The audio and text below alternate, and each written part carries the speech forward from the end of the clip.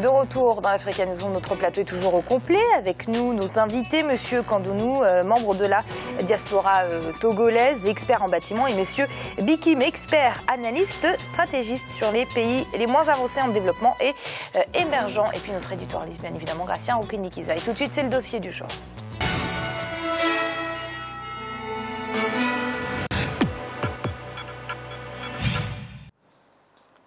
La cité Mokpokpo, un programme de logements sociaux pour tous les Togolais qui a été annoncé par le gouvernement il y a plusieurs années et qui commence depuis 2015 à se concrétiser timidement. Sur les sites, les premières villas sortent de terre et pour s'en procurer, il faut au moins débourser 11 millions de francs CFA, ce qui ne semble pas correspondre à la bourse d'un citoyen moyen togolais. Reportage au Togo de notre correspondante Aimé Fakofi. Selon l'Observatoire national du logement au Togo, le nombre de Togolais vivant dans un logement décent en 2015 est estimé à 5%. La question préoccupe le gouvernement qui, depuis 2008, a annoncé la mise en place de la cité Mokpokpo. Il s'agit de la construction de logements sociaux au nord-ouest de la périphérie de la capitale, Lomé. 9 ans après le lancement de ce projet, les choses se concrétisent davantage. Des panneaux publicitaires sont disposés ça et là à l'endroit de la population appelée à s'intéresser au logement de cette cité. C'est en début d'année 2015 que les premiers chantiers ont été lancés. Les travaux de construction ont été confiés à la société ivoirienne de promotion immobilière et le constructeur marocain Abri 2000. Construite sur une surface d'environ 12 hectares 5, cette cité dispose de plusieurs types de logements, 420 villas basses et duplex et 120 appartements. S'agissant des villas, les premières sortent déjà de terre, à l'exemple de cette villa témoin à 4 pièces construite sur une superficie de 250 mètres carrés pour une surface habitable de 70 mètres carrés. Donc bienvenue dans la 4 pièces. Donc ici vous avez le salon, salle à manger. Ici c'est la cuisine, la chambre principale avec sa douche. Ce que vous devez savoir, c'est que vous pouvez très bien la modifier, l'agrandir. C'est-à-dire vous pouvez changer très bien les carreaux à votre goût, les fenêtres. Tout dépendra de vous, de vos choix. Vous pourrez très bien agrandir aussi la surface utile. Donc ça dépendra de vous.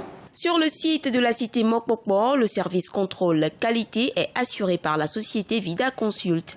Ces hommes sont entre autres chargés de la qualité des matériaux utilisés, que ce soit au niveau des canaux d'évacuation d'eau, des routes ou encore des matériaux qui sous-tendent les logements proprement dits. Pour ce qui est de la qualité des matériaux, nous prenons à titre d'exemple le type de bois que nous utilisons.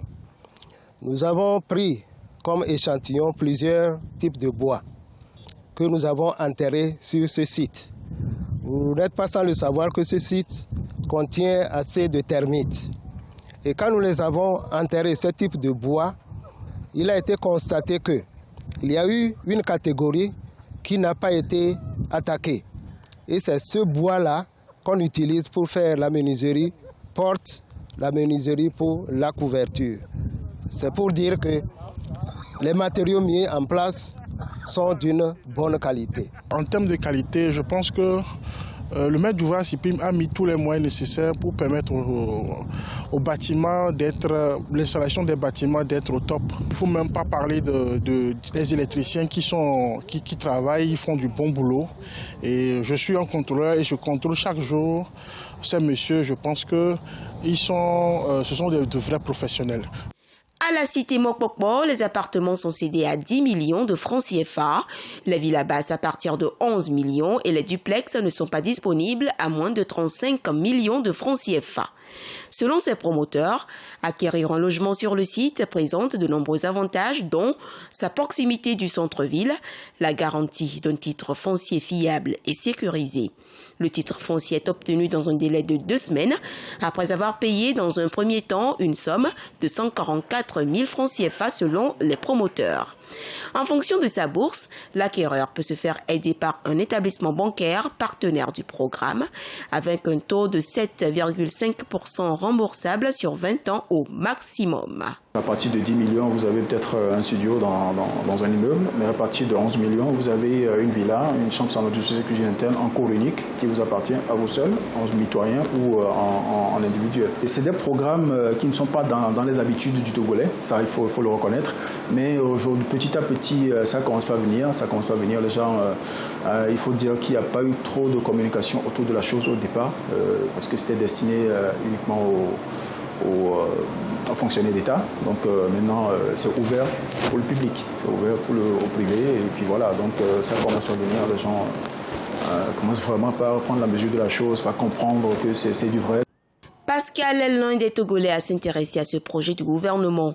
Venu pour s'informer de la procédure d'acquisition d'un logement à la cité Mokpokpo, il a opté pour une villa individuelle de 4 pièces. Je suis intéressé à prendre la villa 4 pièces individuelles, compte tenu de ses caractéristiques et l'espace spacieux qui peut contenir ma famille avec mes 2 enfants et ma femme. C'est à 21 millions de francs CFA. À payer, selon mes moyens, on a dit, la banque, je vais discuter avec ma banque et moi je préfère payer ça en 7 ans. Si pour Pascal, il est beaucoup plus aisé de s'offrir un toit à plusieurs millions de francs CFA, pour d'autres, c'est la croix et la bannière. Ce projet est certes encouragé, mais ne semble pas répondre à la réalité du citoyen togolais moyen. 10 millions, 10 millions, ça fait beaucoup. Certains pourront le payer, mais d'autres non. Si on pouvait ramener le prix à 5 millions de francs CFA, moi je pourrais par exemple l'acheter. Ce programme de logement est surtout destiné aux plus nantis. Je souhaiterais que le gouvernement pense aussi aux pauvres afin que tout le monde puisse en bénéficier. Moi,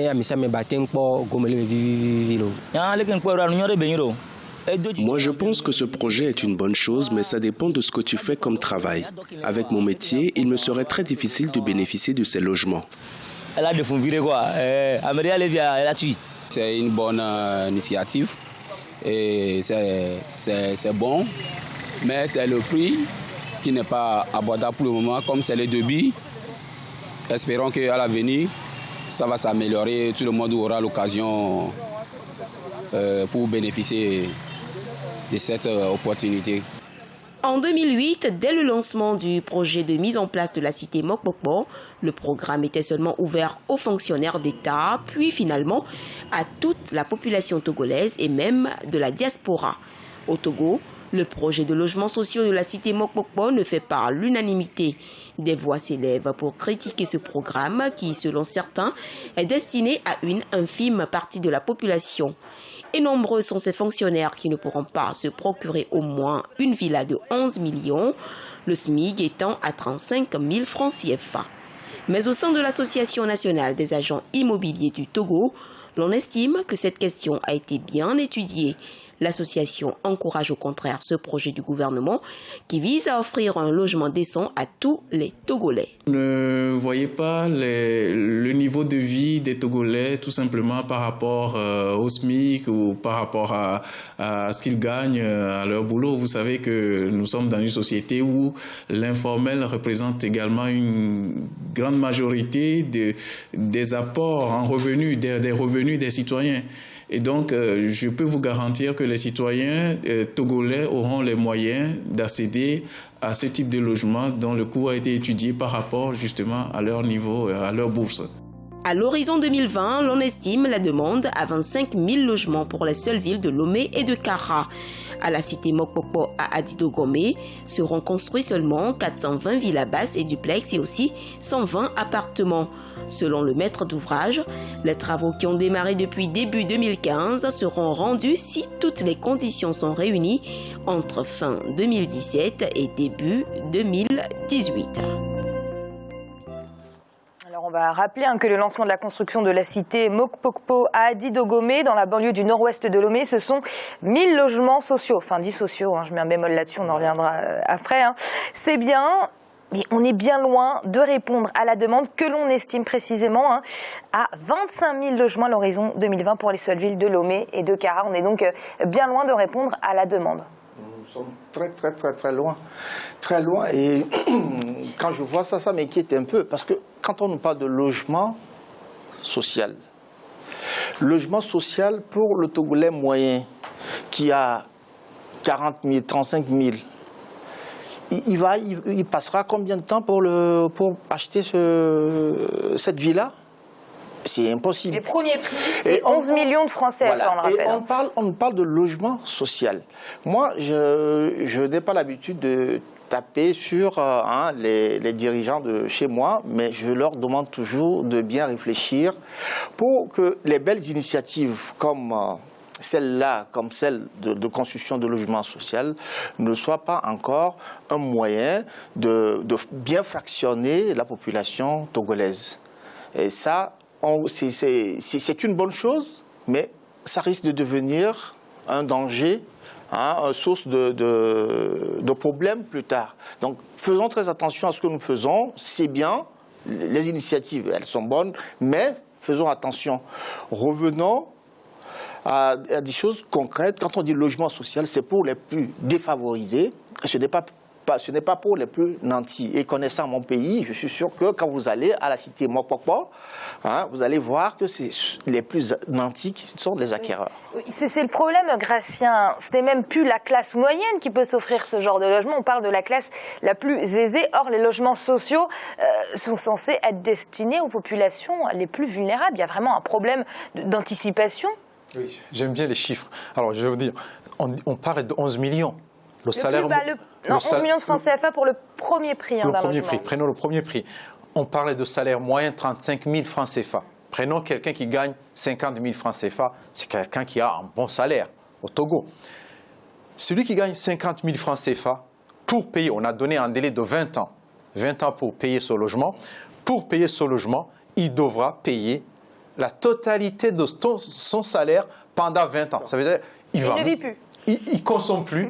Si on ajoute les intérêts, donc cela veut dire qu'il faut au moins qu'il ait son épouse qui gagne 50 000 francs CFA. Même là, ça va être très difficile. Donc finalement, on s'imagine, on va mettre logement social, qu'on laisse le logement qu'il soit un logement, mais qu'on s'occupe au moins des logements sociaux avec des prix qui sont abordables. Parce que dès qu'on commence à loger les gens qui ont peu de moyens, on loge aussi en même temps les gens qui ont beaucoup de moyens. Vous parliez donc, Gratien, de cet aspect financier, monsieur Kandonou également. Et au Togo, c'est la première fois que j'entends ça, parce que depuis le début de la semaine, on parle des logements sociaux sur le continent africain. Au Togo, il y a un établissement bancaire qui est partenaire du programme, donc c'est une première, une initiative à saluer. Par contre, un taux d'intérêt de 7,5%, monsieur Bikim, c'est peut-être un peu trop élevé pour les Togolais. Alors, je veux carrément le dire, c'est surréaliste ce que je viens de voir. Franchement, le président Faure ne fait rien pour que les Togolais puissent s'apprécier et surtout se projeter dans l'avenir. Pourquoi je le dis? À Madagascar, l'Église catholique a mis en place des programmes sociaux où des gens qui vivent des revenus tirés d'une grande décharge acquièrent des logements à très bas coût. Ce que je vois là, je ne vais pas tourner autour du pot. C'est la traduction de la France-Afrique. On a là tous les symptômes. Et je le dis très bien, si nous ne faisons pas attention, nous, membres de la diaspora, en pointant du doigt ce que nous voyons tous les jours, alors il n'est pas difficile de voir que demain, nous serons non seulement complices, mais surtout responsables de ce que nous voyons et qui ne doit pas se passer. Alors, monsieur Kandonou, donc des logements surélevés, voire surréalistes, comme l'a dit monsieur Bikim. Est-ce que le Togo a aujourd'hui les moyens, les capacités, les compétences pour faire sortir de terre des logements avec des prix décents, en tout cas en adéquation avec le salaire moyen d'un Togolais? Le Togo a les moyens. Le Togo a les moyens. Pourquoi le Togo a les moyens? Nous sommes combien au Togo? Comparé aux autres pays en Afrique, nous sommes combien? Et allez voir au Togo. Quand vous allez voir des gens qui se permettent de construire des maisons R+7, c'est-à-dire des maisons à 8 niveaux, vous vous dites, et à eux, ce sont des gens qui ne payent pas d'impôts au Togo. Ils ne payent pas leurs impôts. Ils ne payent rien. Et devant, chez eux, quand vous passez, il a sa maison de 8 étages. Et la route, il attend que ce soit le gouvernement qui vienne bitumer la route qui passe devant chez lui. Et personne ne leur dit rien. C'est pourquoi moi j'ai dit tout à l'heure, il faut qu'on fasse attention. On ne peut pas demander à un Togolais qui a 50 000 CFA de s'acheter une maison de 11 millions. C'est impossible. Donc, qu'on fasse très très attention à ce que nous sommes en train de faire pour que ça ne devienne pas source de querelle plus tard. Le Togo est petit.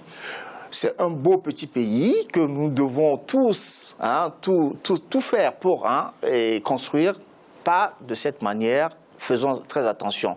Et je vais répondre un tout petit peu au... À M. Bikim, très rapidement, M. Kandonou, s'il vous plaît. Le problème au Togo, ce n'est pas fort précisément. Ce n'est pas fort Gnassingbé. Le problème, c'est les Togolais, c'est tous les Togolais. Il y a plus de solidarité au Togo. Quand le Togolais comprendra que nous devons revenir à la base de la solidarité, où quand nous en avons un peu, on ait le courage de le partager avec les autres, tout ira bien. Gratien, il nous reste 1 minute. Oui, justement, on vous parlait de moyens. Un État a les moyens pour construire les logements de ses citoyens. Pourquoi ils sont aussi chers, ces logements? Les logements sont chers. Les taux d'intérêt, il faut dire que les taux d'intérêt, les autres sont à 14%, donc c'est pratiquement bonifié. Mais en même temps, on peut dire qu'on fait des emprunts obligataires sur les marchés internationaux, juste pour financer les budgets de consommation, c'est-à-dire ce qu'on consomme, qu'on n'investit pas. On peut émettre des obligations et puis on finance le logement social avec des taux très bas, parce qu'en même temps, on va créer de la croissance, il va y avoir du travail pour les gens, donc de l'emploi, de la consommation, parce que les gens vont avoir des moyens, ils vont consommer, en même temps, ils vont avoir de l'argent pour acheter des logements. C'est-à-dire qu'on peut adapter les logements à chaque niveau. Ce qui manque, ce n'est jamais les moyens, ce n'est jamais l'argent. L'argent, il y en a, c'est surtout les idées et aussi la détermination d'un pouvoir pour loger ses concitoyens. Monsieur Kandonou, vous êtes Togolais, vous êtes expert en bâtiment. Je vais vous laisser le dernier mot de ce dossier avant de conclure. Il ne nous reste que quelques secondes. Merci, madame. Ce que j'ai envie de dire, c'est que le gouvernement togolais, les autorités togolaises reprennent ces projets en main. Qu'on arrête de les confier aux promoteurs. Dans le bâtiment, quand on dit promoteur, c'est quelqu'un qui veut se faire du bénéfice. Ce n'est pas quelqu'un qui veut faire du social. Si on veut faire du social, et comme on veut l'appeler logement social, c'est au gouvernement, aux autorités, de reprendre la situation en main afin que ce beau projet soit vraiment social. Et c'est l'heure de marquer une courte pause. On se retrouve dans quelques instants pour la suite de l'Africa News. On va tout de suite, restez avec nous.